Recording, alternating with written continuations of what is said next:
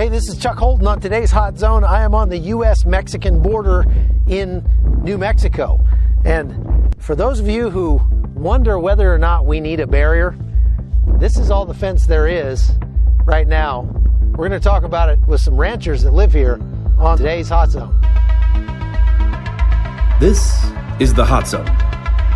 Engaging with the news in a whole new way, international war correspondent Chuck Holton brings insight into areas of crisis and lets you help those affected.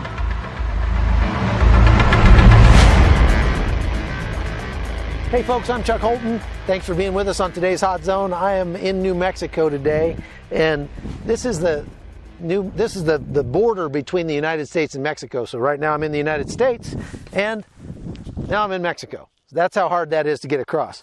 So we're going to talk about a wall. We're going to talk about some of the threats to the ranchers right here. You might notice right here, look at this. This tube has been cut and has been fixed. Can you see that? And that's because the narco traffickers drive truckloads of drugs through here on a very regular basis, almost daily.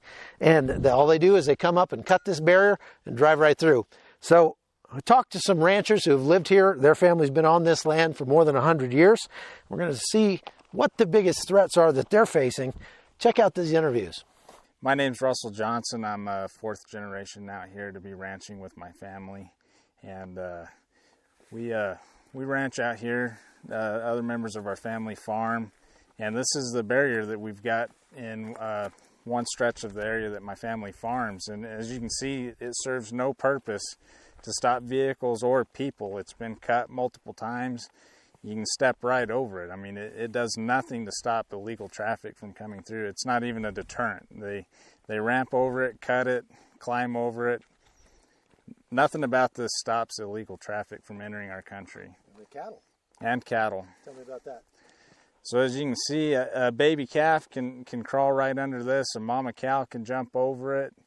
Horses, we've had horses get into this area, and with that they can bring any kind of diseases and expose our country and our livestock industry to diseases that we've essentially eradicated from our industry, and it poses a huge food safety risk.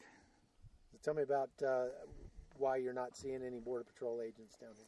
Right now, we've been on the border for a few hours, and we've seen one Border Patrol agent. And the reason we're not seeing any Border Patrol agents is because of the influx of people that have been crossing in El Paso and the Antelope Wells area. And it's overwhelming the Border Patrol agents, and they can't process them quick enough. So what they're doing is they're farming out all of these people to the outer stations like Lordsburg and Deming. And what that's doing is pulling agents off of the line from patrolling the border to now they're up there processing, babysitting, cooking, and running these people around to their various spots before they get processed and then kicked back loose into the United States waiting for a court hearing, anywhere from 3 years from now.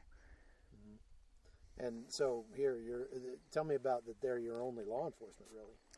So out here, we're so secluded and remote. Our sheriff's department is spread thin as it is, and so we rely heavily on Border Patrol for our only form of law enforcement out here.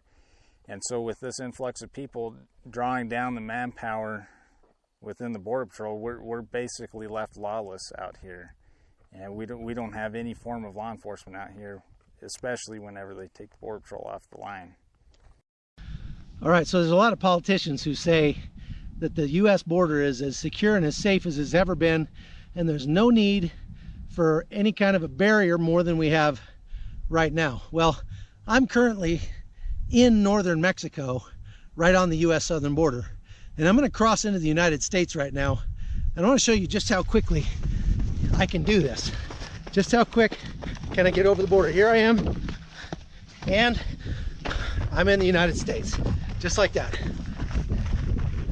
Well, what typically happens when they come out, if they're not being chased, and they're not usually coming out, they'll come out and close gates. They'll try to stand the fence back up, but then when they get chased, they come back and they drive through fences and gates, and because they're trying to get back into Mexico, and they typically come back the same way they came out. you can see these pretty good roads. Yeah, These were are great. just 2-track rough ranch roads. But Do you maintain these? Border Patrol. Border Patrol maintains these roads right here. That's contracted.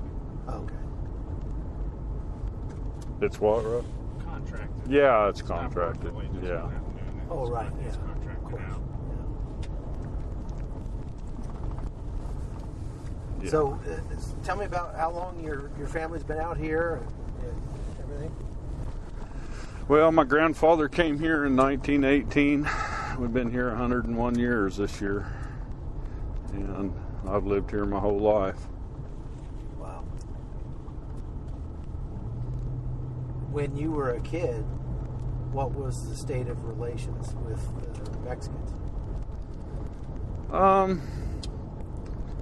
It was okay. I mean, we had people crossing that were just looking for a better life, looking for a job, something to eat, something to drink. Where today it's a whole different ballgame. What's like compare the two? Well, I think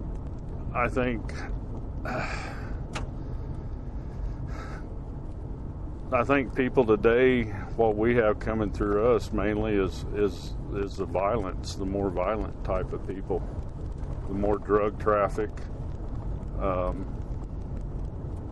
more desperate type of people, a lot more dangerous. Monument 32, Mexico has had lookouts that can monitor Border Patrol activity to the east and to the west from that vantage point. And they do have scouts that go up there? Yes, they've had scouts up there. We've heard walkie-talkies going off, cell phones going off on the south side, and that's just from the lookouts up there, keeping an eye on Border Patrol activity, and us as well. This right here is what the Border Patrol calls 19 Canyon, right here, and we've been told many times we ought to stay out of here because of the danger aspect of it, but we can't. We have to keep an eye on our border, and this is where we've had a lot of cattle stolen right here in this draw right here.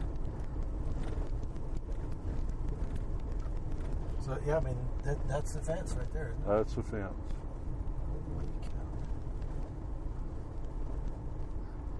And it looks shitty. I mean, A whole lot of nothing. it's had thousands of people trample over it and vehicles driven through it. I mean, it's old. Right here behind me are thousands of migrants in a little facility that the Border Patrol had to construct underneath the bridge to Juarez, Mexico. And that's because they are capturing about 4,000 people a day now right here in this sector.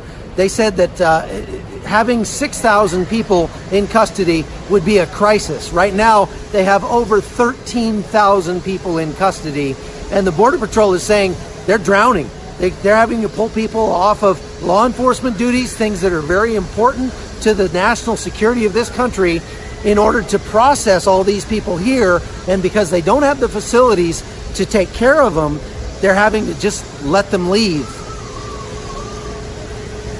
This is 3 miles of continuous barbed wire fence that we maintain at our expense, and we're the only ones that look at it. Border Patrol doesn't even look at it. Their patrol basically stops at the end of this vehicle barrier right here, and we're left to keep an eye on the rest of it. So there's 3.5 miles of this just on your property. Yes. And anybody that wants, I mean, there's absolutely, it's barely even a speed bump. Right. There's not much deterrent right here with this barbed wire fence. So what would you say is the biggest threat to you and your family because of the state of this barrier? Well, first and foremost, it's always our safety. There's nothing here that's going to deter a vehicle from coming through, that's going to be speeding down the roads that my family travels. That's not going to stop a criminal alien from coming across and potentially doing harm to my family. And that's first and foremost our concern, is our family safety. And then secondly, it's our business. If this fence goes down because of a vehicle drive-through or people stomping on it, all of our livestock could potentially go into Mexico, and that's how we put beans on the table. And so, how many have you lost? You said you've lost quite a few, haven't you?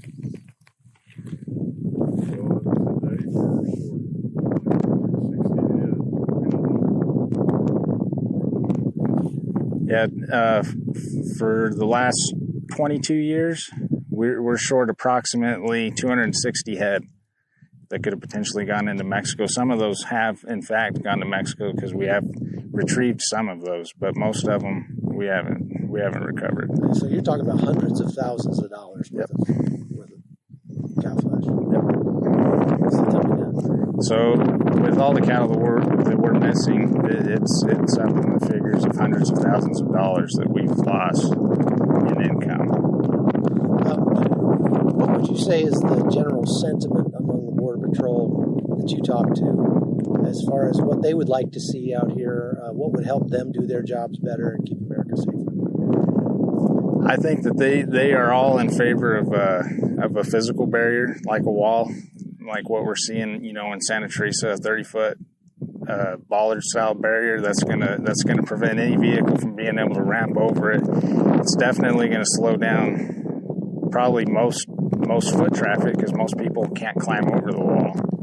And so I think that, combined with more boots on the ground and immigration reform as well, is going to solve a lot of these problems. Yeah, I think if you stop that pull factor, the thing that makes people want to come here in the first place, the fact that they can get a lot of programs and money that they can't. There's too many loopholes in our immigration system that these people are exploiting, and they know how to because it's being advertised down south that, hey, these are the tricks and tools to the trade to get over here. So, have you ever heard of them using drones or hang gliders or anything like that over here? I know they do that out here. Absolutely. We've had the ultralights.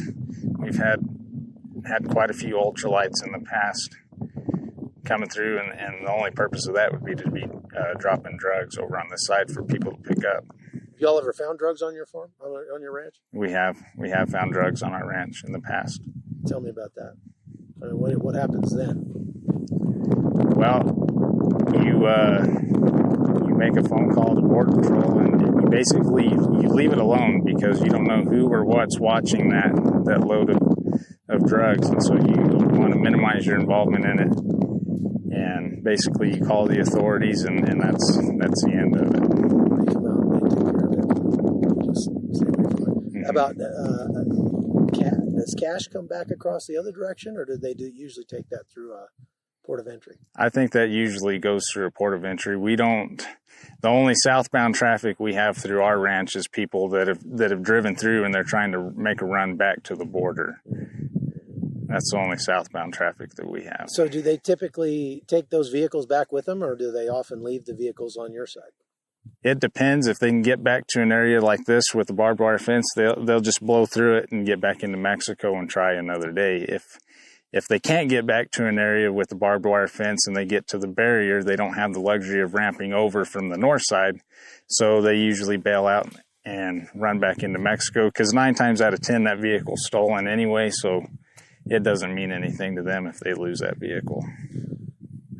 Tell me about that pasture that's the farthest west on yours. That you said you had 9 vehicles on it and all that. Tell me about that.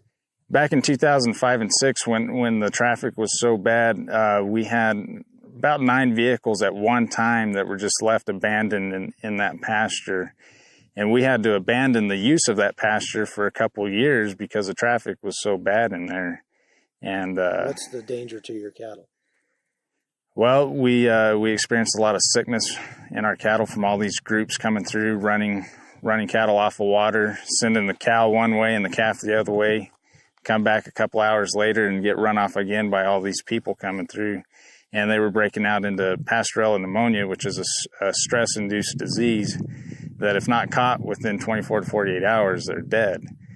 And the traffic was so bad in that area that we finally had to pull all of our cattle out of there so we didn't suffer any more losses. The Hot Zone is produced by Amy Holton and Livefire Media. Copyright 2019.